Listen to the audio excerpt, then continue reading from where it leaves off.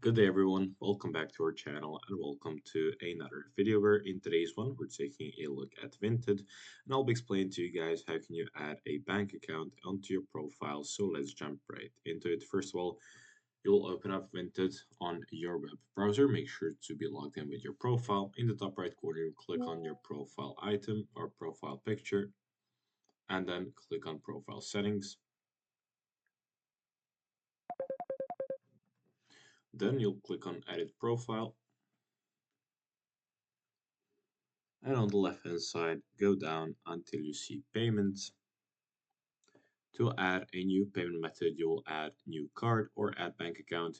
So just click on one of each or one of either, and then type in the cardholder's name as well as the number, expiry date, and the security code, and then click on use this card.